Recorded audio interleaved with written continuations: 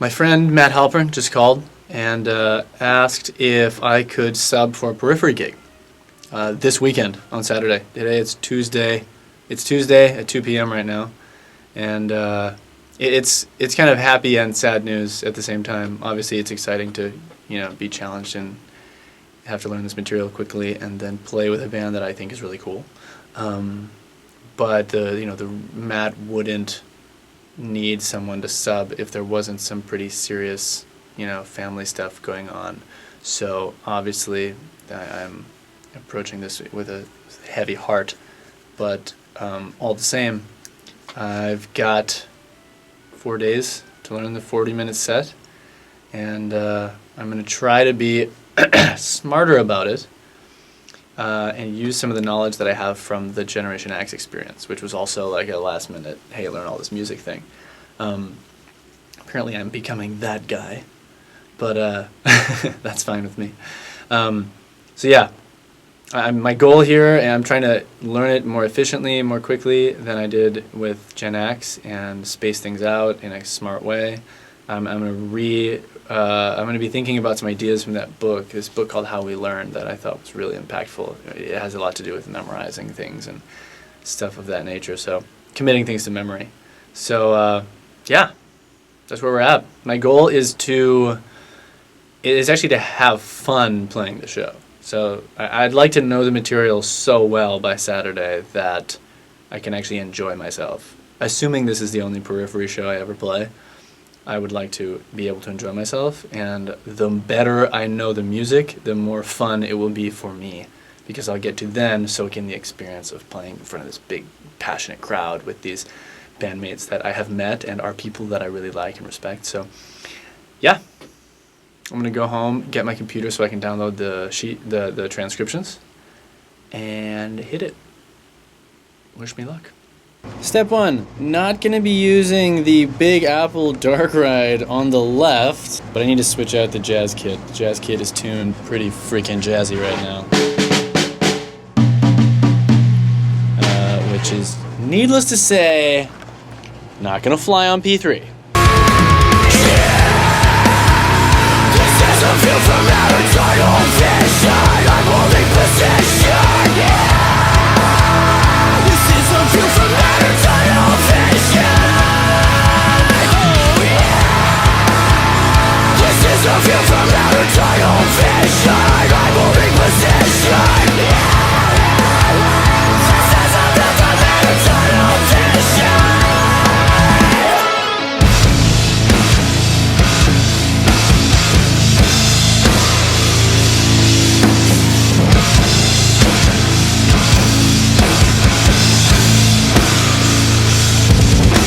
Alright, time to get down to brass tacks here. My goal was on the walk home. I wanted to walk home, walk back here, and hopefully be able to play the first song, not obviously very accurately, but get through it. So I'm going to jump into it, see how it goes.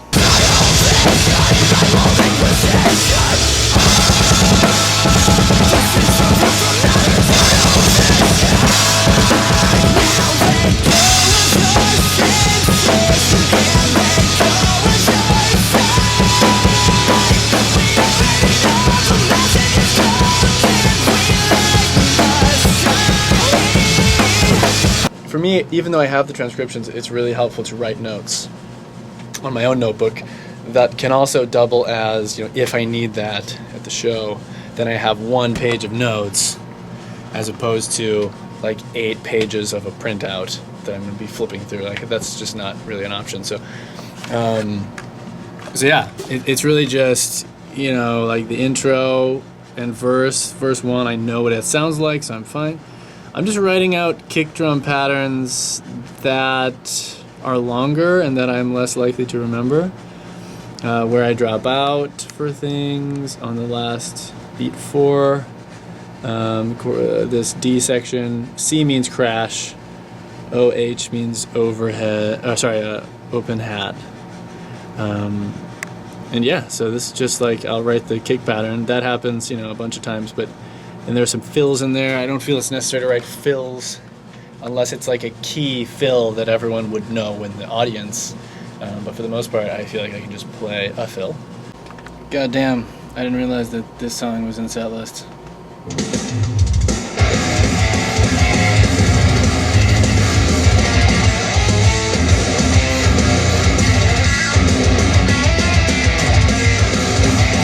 I'm gonna be honest with you guys, I feel nervous even just starting to learn this song because I actually don't know if this is in my wheelhouse, but give it a go. This song is kicking my ass super hard, but I can now make it through it sloppily with notes. But yeah, I've been at it for like 4 hours, so it's definitely break time. I'm feeling my brain resisting information right now. Back at it!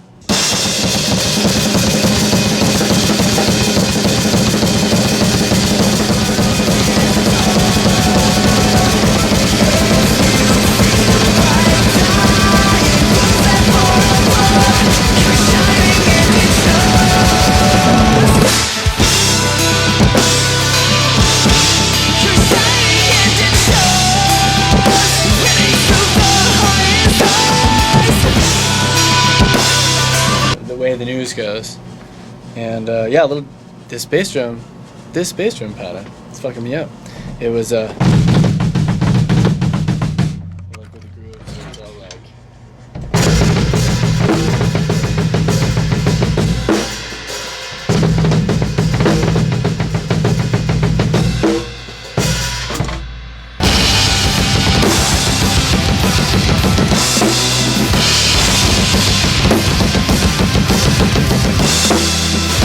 Man, learning these parts, I'm just reappreciating Matt on another level here, and the band in general. I mean, some of this stuff is just so perfect. There's no other way to describe it. It's just all the most perfect things at the same time. This groove in this outro section on, I keep forgetting the name, The Way the News Goes, is so sick.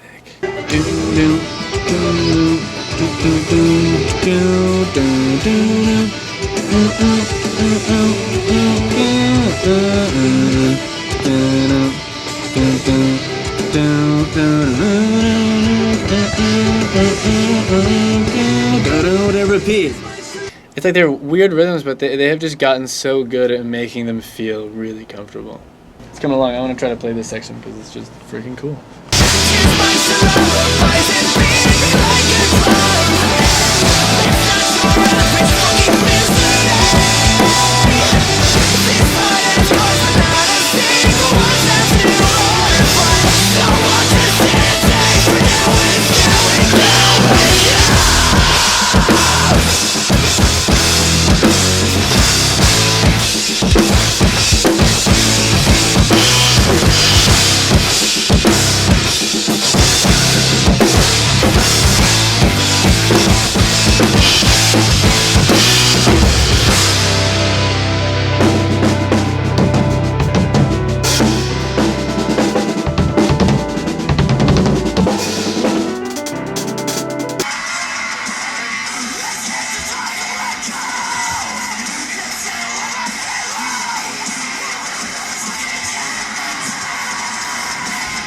We're approaching the end of day 2, which is kind of my last day to prepare, actually.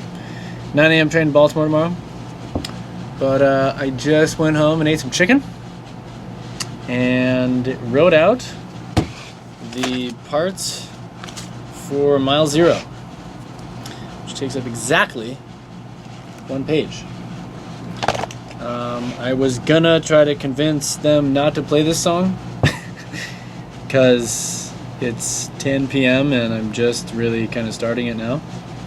But yeah, the rest of the set is at least in sloppy playable condition, I think. And I'm hoping to have this at sloppy playable condition as well before I sleep this eve. And then that's it. And hopefully we're going to play with the band tomorrow and then fine-tune a lot of things if I can spend some time practicing afterward. Mexico, here we come! Woo!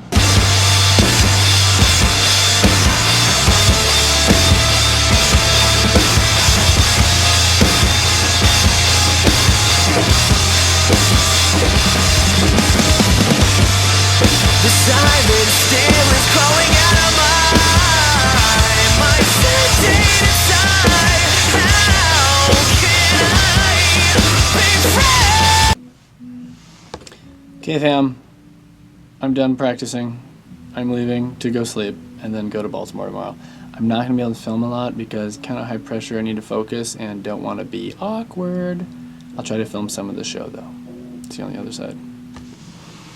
We had a nice sound check this morning at like 7 a.m. We're going to play on that stage. And that's the big stage. It's actually the first festival I've ever attended, let alone played at. So, of this size. So it's a fucking trip, man. So many metalheads. I'm definitely the least metal person here, I think. Other than maybe Tech 9, who also just played. But yeah, I'm feeling pretty good about the show. The guys are just the nicest guys ever, so I feel support, I feel loved, and we'll do our best. See you on the other side.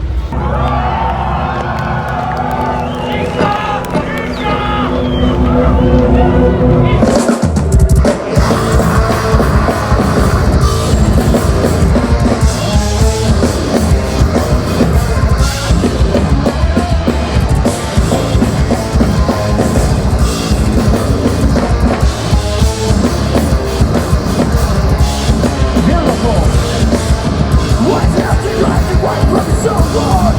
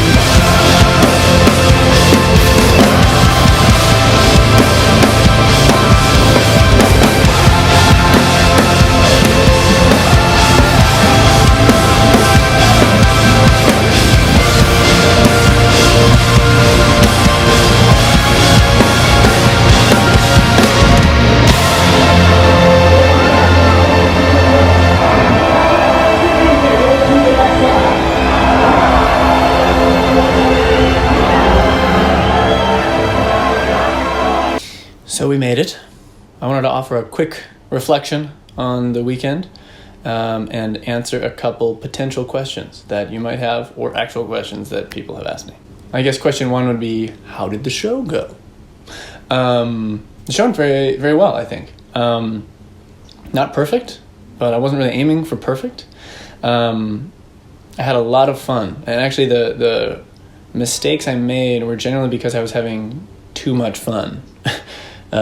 I had my notebook of notes with the kind of homemade charts that I had made, and I knew that if I just tuned out everything else and just looked at my charts, I would pretty much nail the show and stayed calm, etc. But I found that I really was on the cusp of memorizing these songs. I think I could have played the show without the notebook. I just kind of had it as a failsafe. And I just found myself really wanting to connect with the audience and the band, and I really wanted to be more present than being buried in my notebook. So I found myself just sort of fighting that urge. And it's funny because had I just committed to memorizing or playing it without the notebook, I think it would have been fine. Had I committed to just reading the notebook, it would have been fine. So what actually is difficult is when you're in the middle, where you're kind of like, you leave it to connect, but then every time you look back, you have to like refine where you were. And in the moments where you're not, you're thinking about where you are on the page or whatever, that's when what you're doing here, like you're not really paying full attention to what you're playing. So that's where you kind of mess something up or miss a fill that you usually would hit or something. So yeah, for the most part, I think I got all the important parts. There were a couple of double bass things I flubbed. But that, what I found was, like, my double bass chops aren't great. I guess maybe I downplay them a little too hard, because I did work on them for a few years, on and off, but just not so much recently. But Generation X and things like this pushed me to keep the chops up. And what I found for this gig is, like, at rehearsal and practice volume, I'm playing at like 80 or 90% volume. And then at live, endurance live show, and there's a couple thousand people there that are really stoked, like, I'm playing at like 110%, so like harder than I ever play when I'm, not on stage. And I find that at that volume, my double bass chops are the first thing to suffer. Because it's a balance thing. I always say, like, double bass is all about balance, because you're playing the instrument, but it's also what's holding you in place. So just putting force into it that you're not used to putting into it obviously is going to mess with your balance and the consistency of the hits and stuff. So I kind of caught myself a couple times during the show, especially the first time in Graveless, which was the second song. There was a moment where I really caught myself. There was like a blast beat. I just totally, like, it was just by the end. It was only like 2 measures long, but by the end of it, I was like, oh, God. But that's where I realized, I was like, okay, yeah, like, that's I got to tone back. When the double bass stuff gets heavy, I got to not be like hitting as hard as I possibly can. So yeah, the show went pretty well. I had an absolute blast, and I think the guys were really happy. They're the nicest guys ever.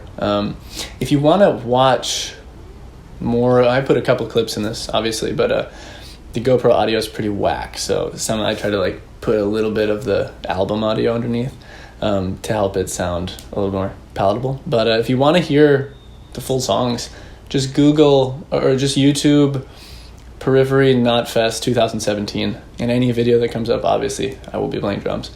But yeah, memorizing the music is a funny thing, because when Matt called, I basically had 2 days with a drum set, a day and a half, and then I had 2 days to just listen to the music, because it was one day traveling to Baltimore where we played with the band all the songs once through, and then the next day was just a travel day.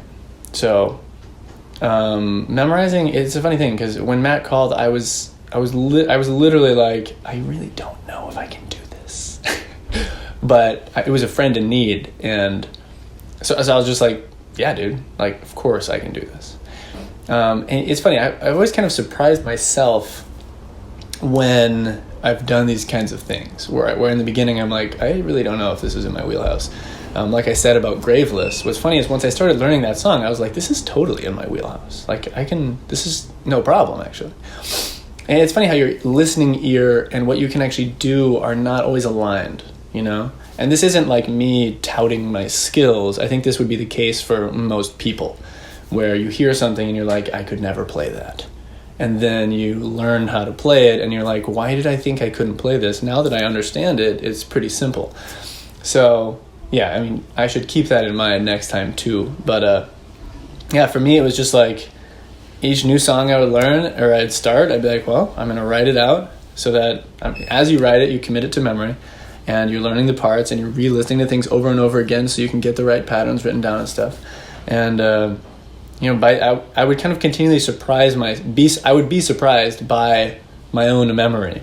Not because I have a great memory. I actually usually joke that I have a horrible memory when it comes to normal life stuff. But in this case, I would kind of like write it out, and I'd be replaying sections and writing it down. By the time it was time to sit down and play it, I could kind of play the song. And this brings up a different topic, which I recently discussed with a student of mine, which is the difference between learning and memorizing. So most of the material in the Periphery set, I needed to memorize. I needed to remember what the parts were, but there wasn't a lot of learning new material because they're grooves and it's odd patterns, but there's not like patterns I've never seen in my life, right?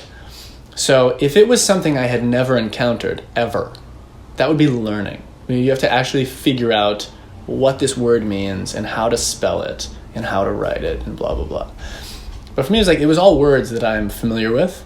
It was just remembering what the sentences were and saying them at the right, time and right volume and whatnot. So it's an interesting difference between memorizing and learning. And in this case, I guess this is something I sort of preach in a lot of my teaching on my website and at clinics and stuff. I'm always trying to teach like getting absolute control over the fundamentals, being kick drum placement, ghost notes. You can put ghost notes in anything, and different right hand patterns, right? So if you've got a bunch of right hand patterns, you put ghost notes in everything, you can move the snare drum around, and you can put the kick drum everywhere, then in theory you can play every groove, right? And if you're doing the 4 essential grooves, which is something I talk about on my site, then you're really gonna feel comfortable no matter what. So then it's never going to be a case where you're learning. It's going to be a case of memorizing. So anyways, that proved to be true here as I was memorizing and learning these songs. What role does writing music play in this whole thing? And I showed you in this blog, there's a little glimpse of my notebook. And I would, if you're interested in this, I would maybe pause. I would maybe screenshot one of those clips in my notebook and look at what's written, and then listen to the song, because that's all that's necessary. So like reading music is important, but I don't see a whole lot of value in like looking at like the exact transcription of a groove. In a situation like this where you need to learn something quickly, looking at the exact transcription was actually just way more information than I needed.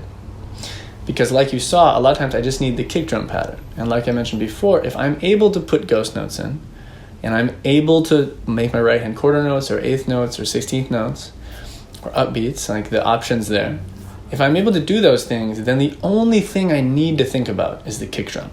So the only thing I need to write down is the kick drum. Like the end of... That's the Way the News Goes, right? Down, down, down, down, down, down, down, down, boom, boom, boom. Right? Quarter notes. Add some ghost notes. The backbeats on 2 and 4. What else do I need to know? Where are the accents? So it's just that, and it's this kind of idea where if when you're thinking about memorizing, it's important to remember that you've got the thing, right? The thing you're trying to memorize. In that case, it's an 8-bar pattern. And after 8 bars, it repeats. So if I learn how to play it, I'm just thinking from memory just how it sounds and how it feels to play, right? That's one way of remembering it. How does it feel to play it? Writing it down, though, that's where you've got, okay, what's the notation? What does it look like on paper? And then you got what is the counting? It's the third way. And then what does it sound like to hear played? So you got 4 different ways to attach to this one set of rhythms. It's an 8-bar rhythm, basically. You've got what does it sound like? What does it feel like? What does it look like on paper? And what's the counting? And obviously those things they become more integrated, where if I think of the 6th measure of that pattern, it's dum boom boom. So those second hits, boom. I know those are the E without thinking about it, because I've done so much reading and writing and playing big band music and stuff that when I hear my brain goes E. It automatically happens, and I don't have to think twice about it. But that just comes from doing this a lot. So what I'm trying to emphasize is the important parts of understanding how music is written rhythmically. Because being able to, like, what I can't do is open the actual note for note score of the transcriptions of these songs and read the score, like ghost note for ghost note, symbol for China, for ride, for whatever. I cannot do that. But I don't see any real practical use in being able to do that, because if someone were to ask me, hey, I need you in 4 days to be able to play every single thing note for note, I'd be like, cool, that's not going to happen. That's absolutely impossible.